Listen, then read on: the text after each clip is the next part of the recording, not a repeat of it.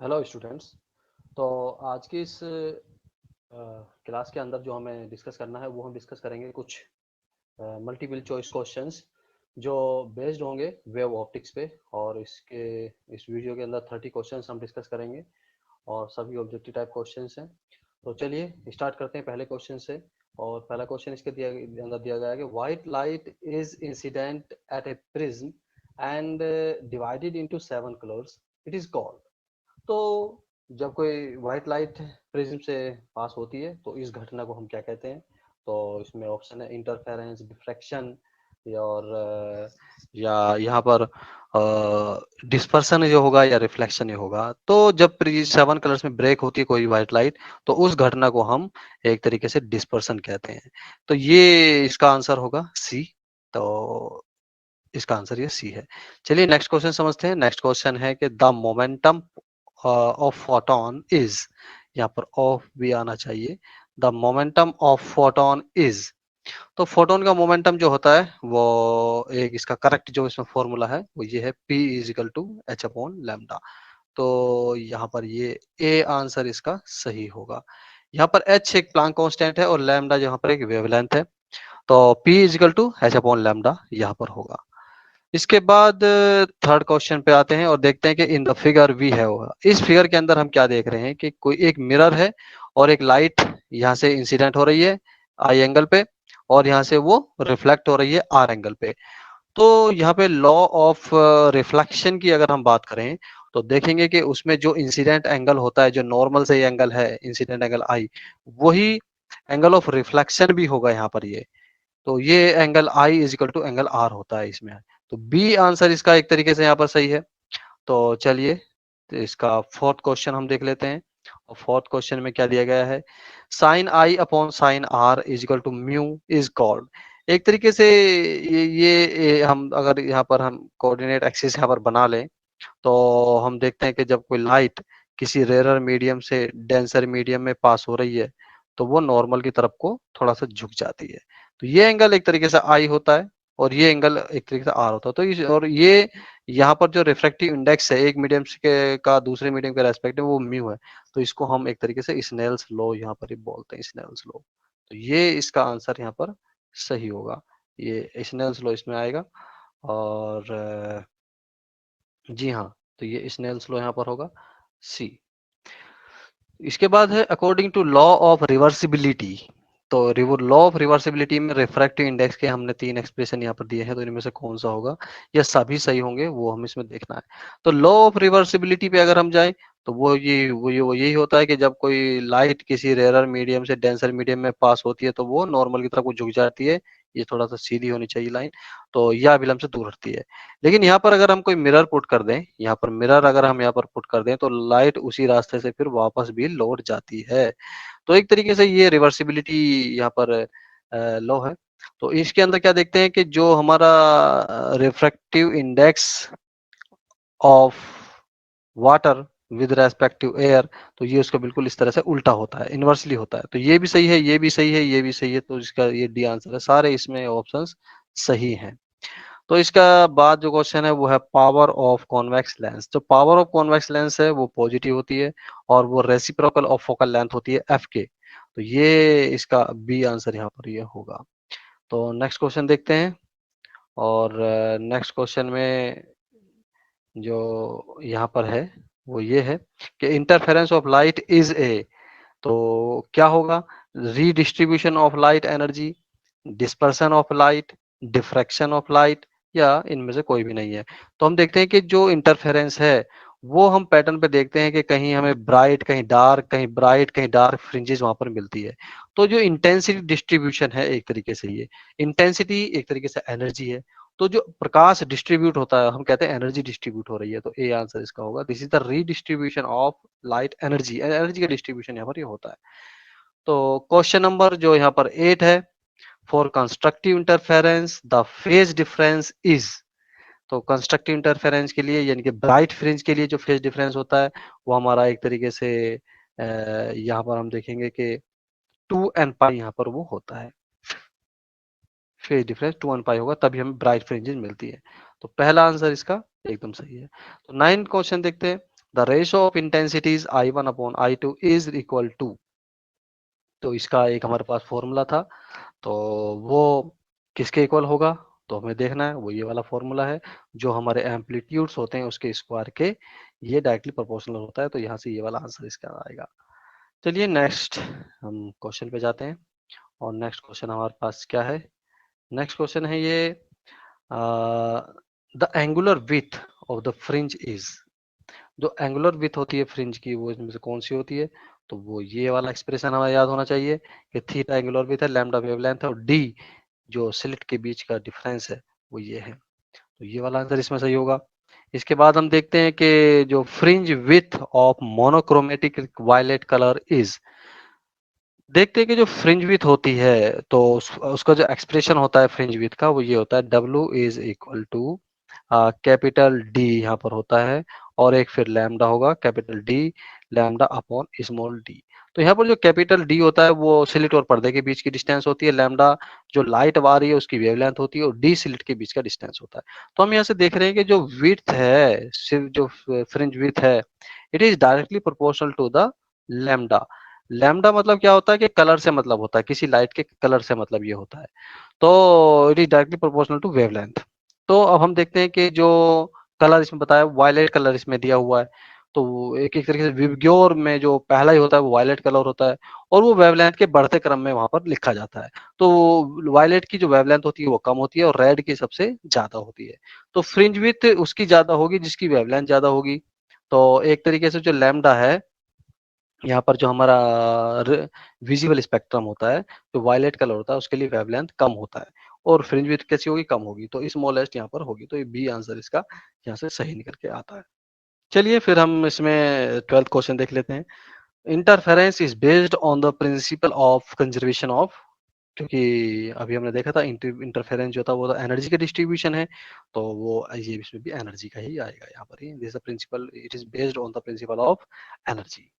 चलिए next question पे पहुंचते हैं, और नेक्स्ट क्वेश्चन में जो फिफ्थ क्वेश्चन हमारे पास यहाँ है, तो फिफ्थ क्वेश्चन में ये सॉरी 13 क्वेश्चन में क्या दिया हुआ है, biprism is use to obtain, जो बाइप्रिज्म है वो किस काम आता है, अभी इसका अगर हमें थ्योरी थोड़ी सी याद हो तो हम देखते हैं कि डिफ्रैक्शन ऑफ लाइट के लिए होता है क्या, पोलराइजेशन ऑफ लाइट के लिए होता है क्या, डिस्पर्सन ऑफ लाइट के लिए होता है क्या, या कोहेरेंट सोर्सेज। हम देखते हैं कि कोहेरेंट सोर्सेज इससे प्राप्त किया जा सकता है, तो बाइप्रिज्म का ये यहाँ पर काम है। तो ratio of intensities of light source is 9 ratio 4, then the ratio of intensity of bright and dark fringes is, तो ratio of dark and bright fringes क्या होगा, तो हम देखते हैं हमारे पास एक इसके लिए फॉर्मूला है, और वो फॉर्मूला है कि आई मैक्सिमम, जो इंटेंसिटी मैक्सिमम है उसके संबंध में, और एक जो इंटेंसिटी आई मिनिमम है उसके संबंध में, जो हमारे आई मिनिमम यहाँ पर हम लिखेंगे आई मिनिमम के संबंध में, तो ये था यहाँ पर कि वो जो हमारे एम्पलीट्यूड्स होते हैं दो वेव्स के, A1 प्लस में यहाँ पर A2 का होल स्क्वायर, और अपॉन में यहाँ से देखेंगे A1 माइनस में A2 का यहाँ पर होल स्क्वायर यहाँ पर होता है, ये फॉर्मूला यहाँ पर होता है। और एक तरीके से जो हमें उनकी इंटेंसिटी का जो रेशो यहाँ पर दिया हुआ है, actually the ratio of intensity of light source is this one, and what then the ratio of intensity of bright, तो ये यहाँ पर दिया हुआ है, एक तरीके से इंटेंसिटी का रेशो यहाँ पर दिया हुआ है। तो इंटेंसिटी का रेशो हमारा हम जानते हैं कि हमारे पास ये होता है कि I1 अपॉन I2, सॉरी तो यहाँ पे लिख लेते हैं, थोड़ा सा नीचे नहीं जाएगा, तो I1 अपॉन I2, तो यहाँ पर अगर इनका रेशो हमें देखना हो, क्योंकि इंटेंसिटी का रेशो 9:4 दिया हुआ है, और इसका होता है कि जो हमारा A1 अपॉन A2 जो एम्पलीट्यूड्स हैं ये उसका स्क्वायर के बराबर यहाँ पर होता है, ये होता है। लेकिन हमें निकालना है मैक्सिमम और आई मिनिमम का, तो यहाँ से क्या करेंगे हम A2 को कॉमन ले लेते हैं, जब यहाँ से A2 कॉमन ले लेंगे तो A2 से A2 कट जाएगा, यहाँ बचेगा A1 अपॉन A2, यहाँ पे बचेगा A1 अपॉन A2, और ये यहाँ से स्क्वायर इधर अंडर रूट हो जाएगा, तो A1 अपॉन A2 का यहाँ से एक तरीके से 3/2 यहाँ से निकल के आ जाएगा। जब वो इसको हम यहाँ पुट करेंगे तो देखेंगे तो ये आंसर यहाँ से निकल के आता है 25/1, तो बी आंसर इसका होगा। तो अब ये वाली इसकी एप्लीकेशन को हम यहाँ यूज करेंगे और इसका आंसर ये निकल के आएगा। तो इस तरह से इसको हल कर सकते हैं। चलिए नेक्स्ट क्वेश्चन देखते हैं। तो और नेक्स्ट क्वेश्चन में हमें क्या दिया हुआ है, आइए समझते हैं। तो 15 question, the bending of light at the corners of A slit is called. Light का जो मुड़ना है किसी भी स्लिट के कॉर्नर से, तो हम जानते हैं कि ये फिनोमिना तो बेंडिंग ऑफ लाइट मतलब डिफ्रैक्शन होता है, तो ये हमें पता होना चाहिए, ए इसका आंसर होगा। This is the phenomena of diffraction. In Fraunhofer diffraction, lenses are used, lenses are not used, source remain at finite distance। तो इसमें देखते हैं लेंस यूज करते हैं फ्राउनहोफर डिफ्रैक्शन, जो ऑपरेटर होता है हमारा, जो इनफाइनाइट से लाइट आती है, तो वो हम लेंस की हेल्प से उनको किसी एक पॉइंट पर फोकस हम करा देते हैं। तो ये हमारा यहाँ पर होगा। इसके बाद हम देखते हैं कि जो 17 क्वेश्चन है, the phenomena of polarization is exhibited by. देखते हैं कि जो पोलराइजेशन का फिनोमिना है वो कौन सी वेव्स के लिए होता है, क्या लॉन्गिट्यूडनल के लिए होता है, ट्रांसवर्स के लिए होता है, या दोनों के लिए होता है, या इनमें से कोई भी आंसर सही नहीं है। तो हम देखते हैं कि वो ट्रांसवर्स वेव्स के लिए होता है, जो हमारी अनुप्रस्थ तरंगें होती हैं, जो कुछ इस तरह से चलती हैं, क्रस्ट और ट्रफ के फॉर्म में चलती हैं, तो उसके लिए ही ये पोलराइजेशन फिनोमिना होता है। तो ये हुआ। चलिए नेक्स्ट क्वेश्चन हम देख लेते हैं। नेक्स्ट क्वेश्चन क्या है, यहाँ पर 18 है, और इसमें क्या दिया हुआ है, mutual to tan IP is called. तो ये फॉर्मूला हमें पता होना चाहिए वेव ऑप्टिक्स के अंदर। एक तरीके से ये ब्रिस्टर्स लॉ होता है यहाँ पर, जब ये यहाँ पर पोलराइजिंग एंगल होता है और ये रिफ्रैक्टिव इंडेक्स होता है, तो यहाँ पर ये ब्रिस्टर्स लॉ को यहाँ पर बताता है। According to the Brewster's law, IP इसी फॉर्मूले से यहाँ पे हम निकाल निकाल कैलकुलेट कर लेते हैं। IP plus R equal to क्या होता है, वो 90 होता है।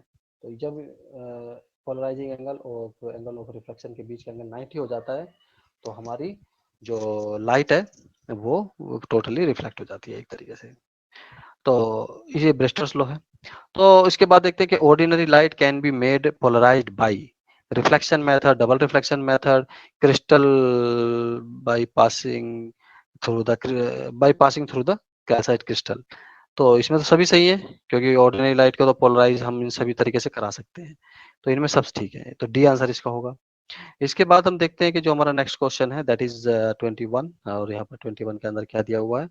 तो 21 में दिया हुआ है कि by Malus law intensity of polarized light reduces to half after interference diffraction polarization. तो मेलस लॉ तो पोलराइजेशन का फिनोमिना है, तो पोलराइजेशन इसमें आएगा, तो ये इसका आंसर सही है। 22 को देखते हैं।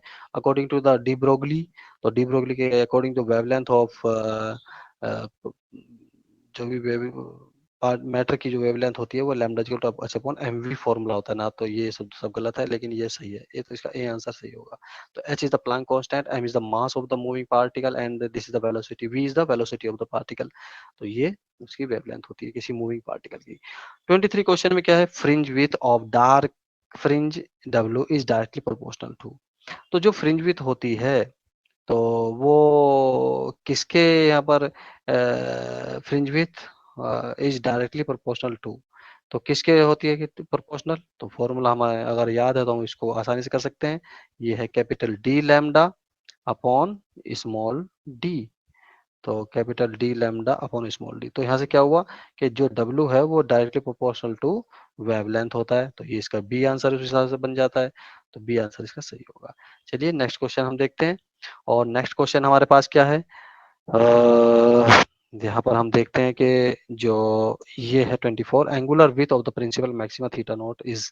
जो हमारा प्रिंसिपल मैक्सिमा बनता है डिफ्रैक्शन फिनोमिना के उसमें, तो यहाँ पर ये हम देखते हैं कि ये इसका जो एंगुलर विथ है, तो वो लैम्डा अपॉन 2d के इक्विवेलेंट यहाँ पर होती है। इसके बाद 25 question, a ball of mass 600 gram moves with 10 metre per second speed, then the de Broglie wavelength associated with. तो डी ब्रोगली वेवलेंथ क्या होगी, lambda is equal to formula हमारे पास है, लैम्डा इज इक्वल टू यहाँ पे लगाएंगे H upon एक तरीके से एम वी। तो ये फॉर्मूला हम लगाएंगे, सबको एक यूनिट में कन्वर्ट करेंगे, तो क्योंकि ये मीटर पर सेकंड में एक ग्राम है तो उसको केजी में कन्वर्ट कर देंगे, एच की प्लैंक कांस्टेंट की वैल्यू पुट करेंगे, और वेलोसिटी भी दी है, मास दिया हुआ है, तो लैम्डा ऐसे कैलकुलेट करेंगे और जब कैलकुलेट करके आएगा तो इसका ए आंसर हम देखेंगे, ये कैलकुलेशन ऐसे निकल के आती है, तो ये इसका ए आंसर सही होगा। चलिए नेक्स्ट क्वेश्चन देख लेते हैं। और नेक्स्ट क्वेश्चन में क्या है, 26 में स्पीड ऑफ लाइट इज, तो जो लाइट की स्पीड है वो क्या होती है, हम जानते हैं कि 3 इंटू 10 की पावर 8 मीटर पर सेकेंड होती है। 3 इंटू 10 की पावर 8 मीटर पर सेकेंड होती है, ये में ध्यान रखना है। लेकिन यहाँ पर हम क्या देख रहे हैं कि यहाँ तो सेंटीमीटर में दिया हुआ है, तो इसका मतलब हमें मीटर को सेंटीमीटर में कन्वर्ट करना पड़ेगा, तो उस हिसाब से ये हमारा आंसर बन जाता है। जो 10 की पावर 8 है वो 10 की पावर 2 से यहाँ पर मल्टीप्लाई होगी, तो 10 की पावर 10 यहाँ पर आ जाएगा। मोनोक्रोमेटिक लाइट मीन्स, ये बहुत ही अच्छा क्वेश्चन है और कई जगह मैंने पूछा भी है, यूट्यूब चैनल पे भी है और फेसबुक पे मैंने पूछा है, काफी लोग, कुछ लोग उसका आंसर सही दे रहे हैं लेकिन कम लोग उसका पार्टिसिपेट कर रहे हैं बताने में। तो मोनोक्रोमेटिक लाइट का मतलब होता है कि मोनोक्रोमेटिक, क्रोमेटिक का मतलब कहीं ना कहीं, क्रोमेटिक का मतलब कहीं ना कहीं रंग से होता है, कलर से होता है, मोनो का मतलब सिंगल होता है, तो सिंगल कलर इससे मतलब होता है, तो हम यहाँ पर ये देंगे इसको। तो सिंगल वेवलेंथ होगी क्या, बिल्कुल सिंगल वेवलेंथ के लिए मोनोक्रोमेटिक लाइट में सिंगल वेवलेंथ भी होगी, सिंगल कलर होता है, यानी कि ए और बी, तो उस हिसाब से यहाँ पर इसका सी आंसर हो जाता है ये वाला, क्योंकि ए मोनोक्रोमेटिक का मतलब सिंगल वेवलेंथ होता है या सिंगल कलर भी होता है, तो इसलिए ए और बी, तो सी आंसर इसका हो जाएगा। In VIBGYOR spectrum the maximum wavelength is for, अब देखते हैं कि जो विबग्योर होता है उसके लिए मैक्सिमम वेवलेंथ किसके लिए होती है, तो ये जो विबग्योर होता है वो वेवलेंथ के बढ़ते क्रम में होता है, और रेड कलर जो यहाँ पर ये है, ये रेड कलर की वेवलेंथ सबसे ज्यादा होती है, तो इसकी सबसे ज्यादा वेवलेंथ होगी, तो डी आंसर इसका होगा। चलिए नेक्स्ट क्वेश्चन हम देखते हैं 29। तो 29 क्वेश्चन में के अंदर क्या दिया हुआ है, 29 क्वेश्चन में है कि thin film of oil water in presence of sunlight shows number of colors due to phenomena of, हम देखते हैं कि जब ऑयल ड्रॉप होती है तो उसके अंदर बहुत सारे कलर्स हमें दिखाई देते हैं, तो वो कलर्स किसकी वजह से हैं, वहां पर कौन सा फिनोमिना होता है, तो क्या डिफ्लेक्शन होगा, डिस्पर्सन होगा, पोलराइजेशन होगा, इंटरफेरेंस होगा, तो हमें ध्यान रखना चाहिए वो इंटरफेरेंस फिनोमिना होता है, उसी की वजह से हमें वो डिफरेंट कलर्स दिखाई देते हैं। तो क्वेश्चन नंबर 30 हम डिस्कस करते हैं। तो क्वेश्चन नंबर 30 के अंदर दिया हुआ है, in Young's double slit experiment the intensity is I at a point where the path difference is lambda by 6। तो यंग्स डबल स्लिट एक्सपेरिमेंट के अंदर ऐसे एक चीज हमें दी हुई है कि यहाँ पर क्या है कि जो हमारा यंग्स डबल स्लिट एक्सपेरिमेंट के अंदर जो हमारी वेवलेंथ है वो लैम्डा है, और वहां पर जो पाथ डिफरेंस दिया हुआ है वो लैम्डा बाई 6 दिया हुआ है। तो यहाँ पर उस टाइम पे अगर हम कैलकुलेट करें कि वहां पर फेज डिफरेंस कितना होगा, तो वो हम कैसे करेंगे, तो फेज डिफरेंस के लिए हम जानते हैं कि जो हमारा फेज डिफरेंस होता है, जो फेज डिफरेंस हमारा होगा वो होगा ये डेल्टा फाई एक तरीके से, तो यहाँ पर होता है 2 पाई अपॉन लैम्डा इनटू में यहाँ पर पाथ, एक तरीके से पाथ डिफरेंस, और पाथ डिफरेंस यहाँ पर दिया हुआ है लैम्डा बाई 6। तो इस तरह से यहाँ पर एक तरीके जो हमारा फेज डिफरेंस आ जाता है, वो फेज डिफरेंस यहाँ पर 2 पाई पाई बाई एक तरीके से 3 आता है, और पाई बाई 3 का मतलब यहाँ पर हुआ कि ये 60 डिग्री यहाँ पर होगा, 60 डिग्री यहाँ से निकलेगा, तो 60 डिग्री का उनके अंदर एक तरीके से फेज डिफरेंस यहाँ पर हुआ। तो अब इसमें हमें इंटेंसिटी फाइंड करनी है, और हम जानते हैं कि जो इंटेंसिटी का फॉर्मूला हमारे पास होता है वो ये है कि I is equal to A1 का स्क्वायर प्लस में A2 का स्क्वायर और प्लस 2 A1 A2, यहाँ पर A1 A2 और इनटू में यहाँ पर cos फाई होता है, cos फाई आता है, cos फाई का यहाँ पर 60 डिग्री रखेंगे तो एक तरीके से cos जो 60 डिग्री है वो एक तरीके से यहाँ से 1/2 निकल के आएगा, तो यहाँ पर ये हो जाएगा। और इसके जो एम्पलीट्यूड्स यहाँ पर ये हैं, अगर इन एम्पलीट्यूड्स को इंटरफेरेंस में क्या होता है कि जो ये एम्पलीट्यूड्स होते हैं वो नियरली इक्वल या इक्वल हम रखते हैं, तो इक्वल अगर ये हो गए तो मान लीजिए यहाँ पर ए स्क्वायर प्लस 2a स्क्वायर, तो यहाँ पर ए स्क्वायर यहाँ पर 2a स्क्वायर हो जाएगा, और प्लस यहाँ पर जो 2, यहाँ पर भी 2a स्क्वायर और इनटू में कोस यहाँ पर 60 डिग्री और cos 60 डिग्री का मतलब होता है यहाँ पर एक तरीके से 1/, यहाँ पर 2 हो जाएगा। तो यहाँ से ये क्या निकल के आएगा, यहाँ से ये निकल के आ जाएगा एक तरीके से 3a स्क्वायर यहाँ से निकल के आएगा। तो ये 3a स्क्वायर यहाँ पर हो गया। अब उसने कहा है कि जो यहाँ पर मैक्सिमम इंटेंसिटी यहाँ पर जो उसने बोला है ये कि I nought is the maximum intensity, और मैक्सिमम इंटेंसिटी का क्या मतलब हुआ कि जब cos फाई यहाँ पर क्या होगा, ये मैक्सिमम इंटेंसिटी cos, जब cos फाई 1 यहाँ पर हो जाएगा। तो 1 होने का क्या मतलब है कि यहाँ से a square plus a square plus 2 से 4a स्क्वायर यहाँ से आ जाएगा। तो यहाँ पर जो आई नॉट निकल के आएगा वो यहाँ से निकल के आएगा 4a स्क्वायर, और जब इनको हम यहाँ से डिवाइड कर देंगे तो आई अपॉन आई नॉट जो यहाँ से निकल के आएगा, तो आई नॉट अपॉन आई नॉट निकल के 3/4 निकल के आएगा। तो ये इसका आंसर सी होगा। तो ये हमें 30 क्वेश्चन इसमें डिस्कस करने थे, तो हम इतने रखते हैं। Thank you.